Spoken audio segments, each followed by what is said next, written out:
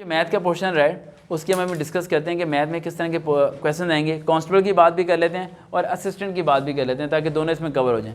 जो कांस्टेबल वाले हैं उनके लिए मैंने बताया कि 9th-10th का जो आर्ट्स है, आर्ट्स के जो मैथ है उसके हर चैप्टर का सिर्फ फर्स्ट पेज जहाँ रिव्यू लिखा होता है HCF के बारे में, क्वाड्रेटिक फार्मूले के बारे में। क्वाड्रेटिक फार्मूला पता है किसी को?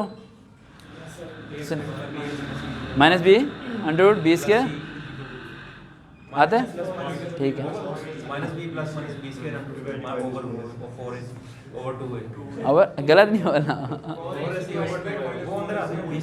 -b ±√b² -4ac/2a, ये क्वाड्रेटिक फार्मूला को बताना चाहिए। डिस्क्रिमिनेंट क्वाड्रेटिक फार्मूला क्या है?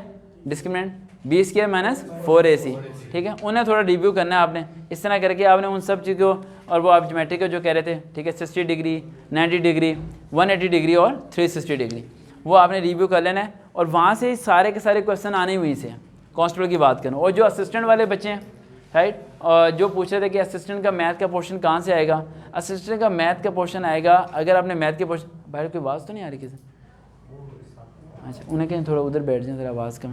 असिस्टेंट का जो मैथ का पोर्शन आएगा वो बहुत ज़्यादा टफ होगा बनिस्बत के कांस्टेबल और ASI या डिफरेंट पोस्ट के निस्बत। इन लोगों का मैथ का पोर्शन मैक्सिमम जो है ना वो FSC से रेलिवेंट आएगा। ICS का मैथ नहीं होता, उससे रेलिवेंट आएगा। लेकिन इस बात को ध्यान में रखें कि आपको सॉल्व करने का टाइम नहीं है। जो सजी समझ आ रही?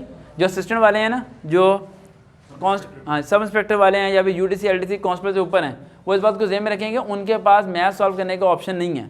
मैंने नीचे वालों को कहा कि मैथ सॉल्व करनी है, ऊपर वालों को कहा कि मैथ सॉल्व नहीं करनी है। आपने सिर्फ पढ़ना है और जो आपको लगे आपने मार्क करके आगे मूव करना है। क्योंकि आप सॉल्व करोगे टाइम वेस्ट है, जवाब तो फिर भी सही नहीं आना।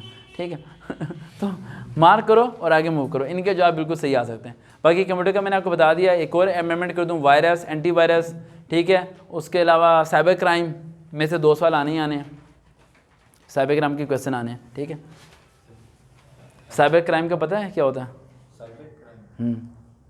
भैंस गई पानी में। किसी को पता है साइबर क्राइम?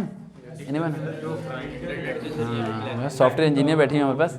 हाँ जी, हाँ, हैकिंग करते हैं। और कौन सा वो वायरस है? वायरस का नाम क्या है? कंप्यूटर में किया हुआ है ना आपने? हाँ जी, नहीं, उस वायरस का एक नाम भी है। हाँ जी, वो होता है, पता नहीं, मैं कल ही पढ़ा रहा था एक बच्ची को, बोले वो वे मैक्रो वायरस ऐसे कोई था, वे मैक्रो वायरस एक था, पता नहीं WA आगे कुछ था, मेरे जहन से भी निकल रहा है। राइट, मेरे जहन में भी। हाँ, वेव माइक्रोन वायरस, वो इंस्टॉल होता है साइबर क्राइम को डिटेक्ट करने के लिए। ठीक है,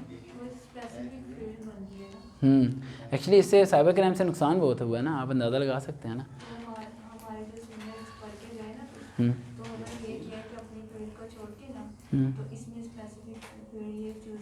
अब तो इसमें प्रॉपर्ली मास्टर डिग्री हो रही है सब चीज़ों में।